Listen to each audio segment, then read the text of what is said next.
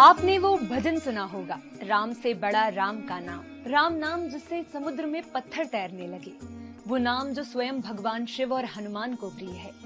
राम नाम जो जन्म से मृत्यु तक किसी न किसी रूप में हमारे साथ रहता है। राम का नाम स्वयं राम से भी बड़ा है। दैनिक भास्कर की खास सीरीज राम नॉलेज के तीसरे एपिसोड में जानेंगे कि भगवान राम का जिक्र सबसे पहले कहाँ मिलता है और किन किन भाषाओं में राम कथाएं लिखी गई हैं। अकेले रामायण को ही अलग अलग तरीकों से पढ़ा और कहा गया है।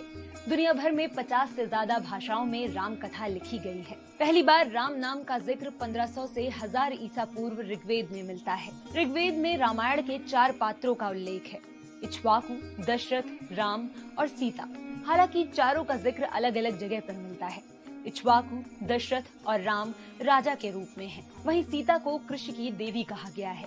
इसके बाद राम का जिक्र वाल्मीकि रामायण में आता है। हालांकि वाल्मीकि रामायण को लेकर अलग अलग दावे हैं। प्रोफेसर बुल्की अपनी किताब राम कथा का इतिहास में लिखते हैं कि रामायण ईसा पूर्व की दूसरी शताब्दी यानी करीब 2400 साल पहले लिखी गई थी। कामिल के मुताबिक रामायण से पहले राम कथा का जिक्र दशरथ जातक में मिलता है, जो आज से करीब 2600 साल पहले लिखी गई थी। हालांकि इसमें राम कथा का विस्तार नहीं मिलता, इसलिए वाल्मीकि रामायण को सबसे प्रामाणिक माना जाता है। इसकी वजह ये भी है कि माता सीता ने उनके आश्रम में ही लवकुश को जन्म दिया था। लवकुश ने ही राम के दरबार में वाल्मीकि रामायण सुनाई थी। भले ही वाल्मीकि रामायण सबसे प्रामाणिक हो, लेकिन तुलसीदास की रामचरितमानस दुनिया भर में सबसे ज्यादा पढ़ी जाने वाली राम कथा है। 1576 में इसे अवधी भाषा में लिखा गया था। यही वजह है कि ये उस दौर में ज्यादा लोकप्रिय हुई। संस्कृति और अवधी के अलावा हिंदी, उर्दू और फारसी में भी राम कथाएं लिखी गई।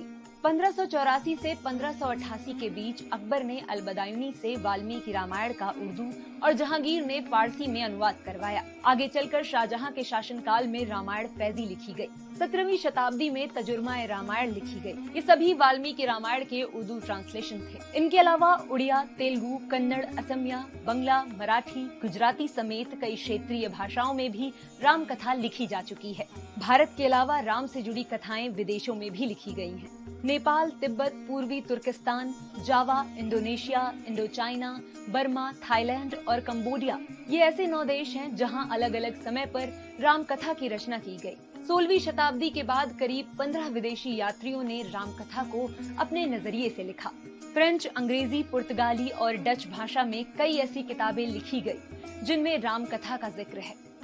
कथाएं भले ही अलग अलग तरह से लिखी गई हों, लेकिन लोगों के मन में बसने वाले राम एक ही हैं। ऐसे ही और वीडियोस के लिए जुड़े रहें दैनिक भास्कर ऐप पर।